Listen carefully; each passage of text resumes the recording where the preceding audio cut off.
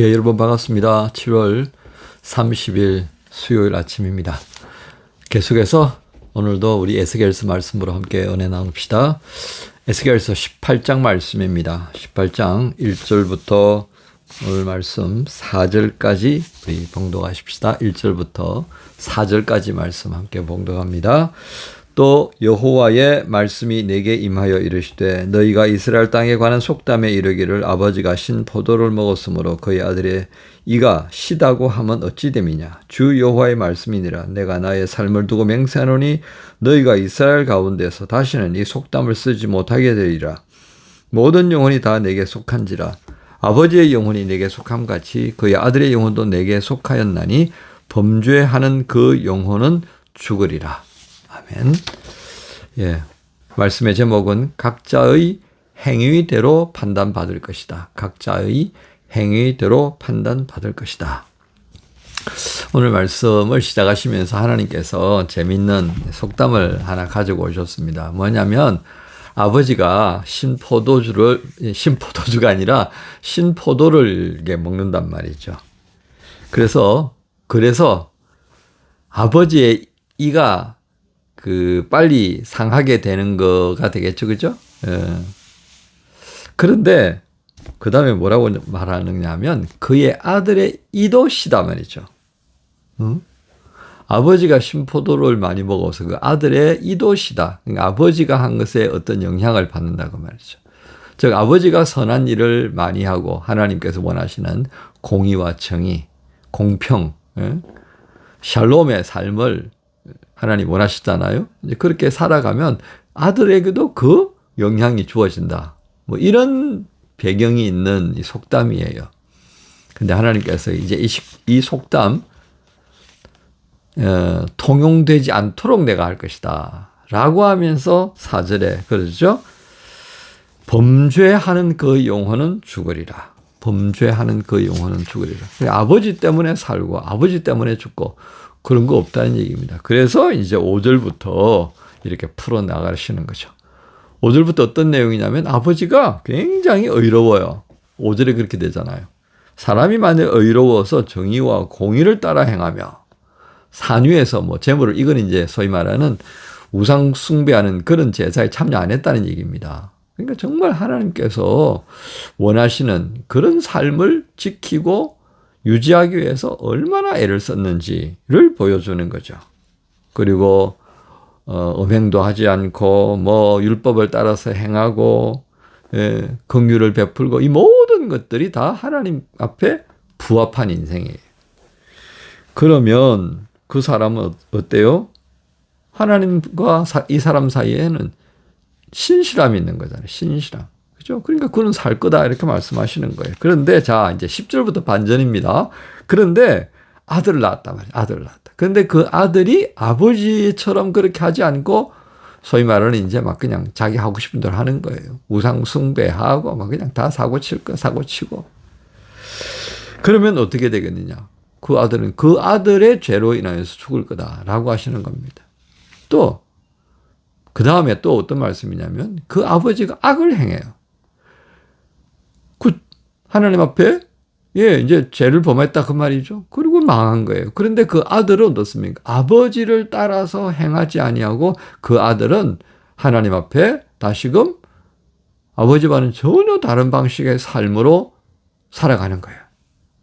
또 앞에서 얘기했던 것처럼 5절에 되어진 하나님 앞에 의로운 모습으로 정의와 공의와 공평과 샬롬을 행하는 거예요. 율법에 어긋나는 일은 하지 않고 스스로 구별되어진 삶을 지키면서 애쓰는 거예요. 그러면 그 아들은 그의 행위에 따라서 살 것이다. 이렇게 말씀합니다. 그래서 20절에 이렇게 다시 한번 말씀하시죠. 20절 볼까요? 범죄하는 그 영혼은 죽을지라 아들은 아버지의 죄악을 담당하지 아니할 것이요 아버지는 아들의 죄악을 담당하지 아니하리니 의인의 공의도 자기에게로 돌아가고 악인의 악도 자기에게로 돌아가리라.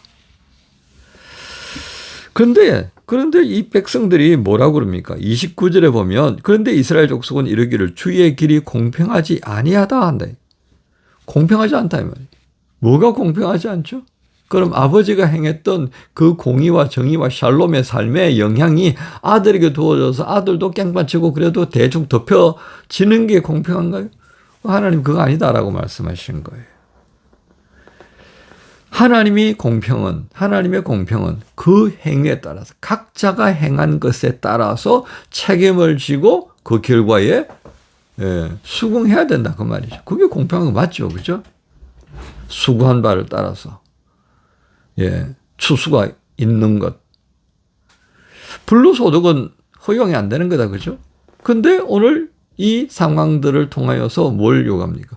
불로소득을 원하는 우리의 마음이 여기에 투영되고 있다는 사실을 하나님이 말씀하시는 거예요. 참 어리석다 그 말씀을 하시는 거죠.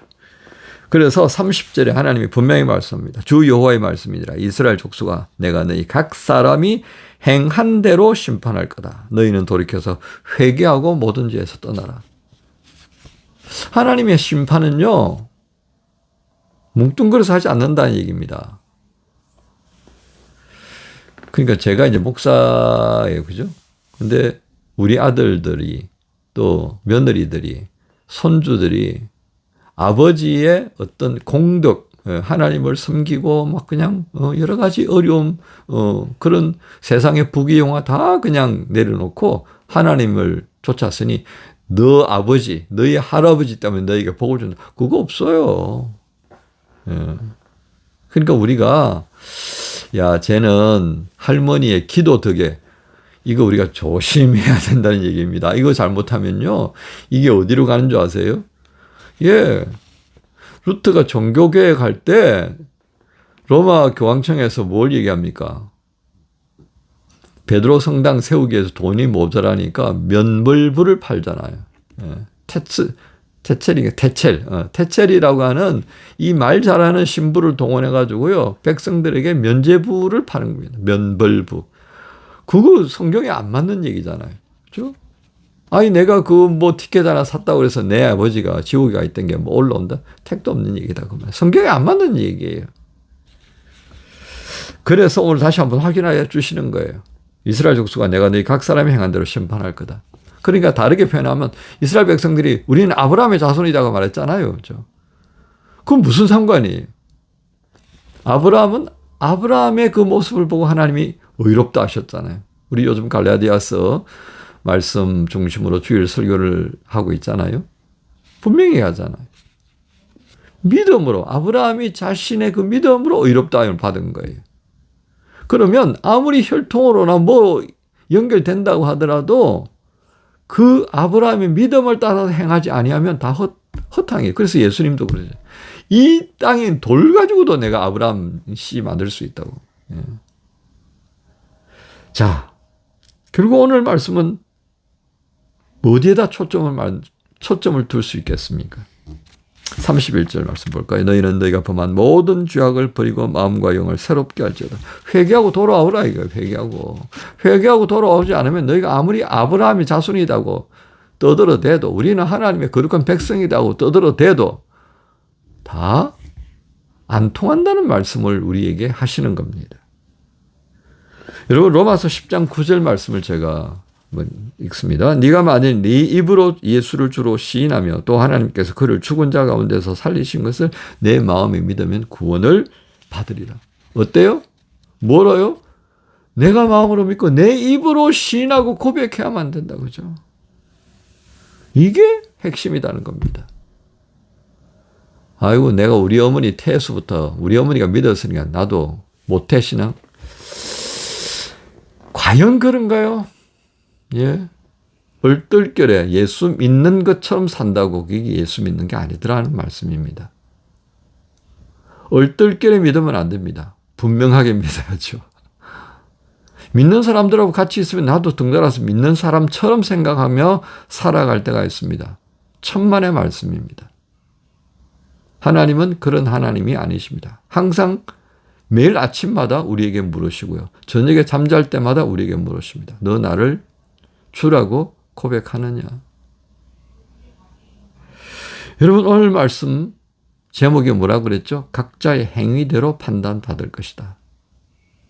하나님의 공의와 정의와 평강을 따라 심는 자, 예수 그리스도의 십자가의 고난, 나를 위해서 돌아가셨다라고 하는, 나를 위한 영원한 대속제물이 되셨다는 것을 믿고 그 예수님 안에서 예수님의 삶을 사는 사람들은 구원의 은혜 안에 풍성히 누리는 삶을 살게 될 것입니다.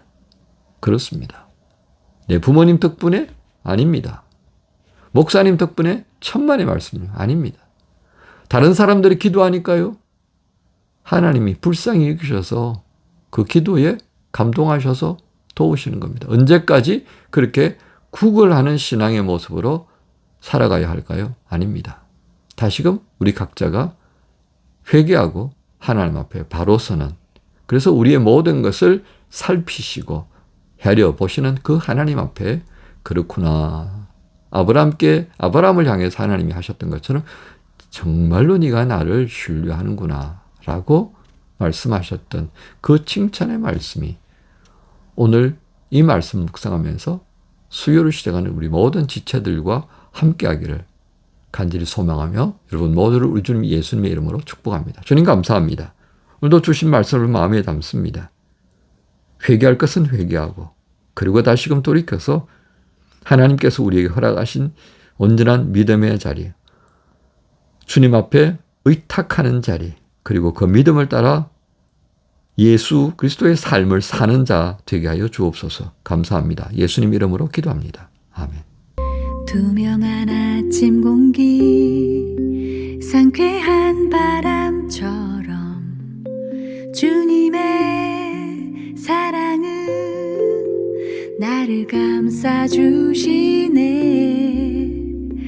새들의 노래소리, 휘바람 소리 맞춰 사랑해 주님을 나는 찬양 드리네. 하루를 시작할 때마다 주님은 내게 말씀을 주시네. 나의 죄를 용서하신 놀라운 사랑의 말씀, 내가 힘들고 곤고할 때에 주님은 내게 평안을 주시네. 항상 새로운 아침에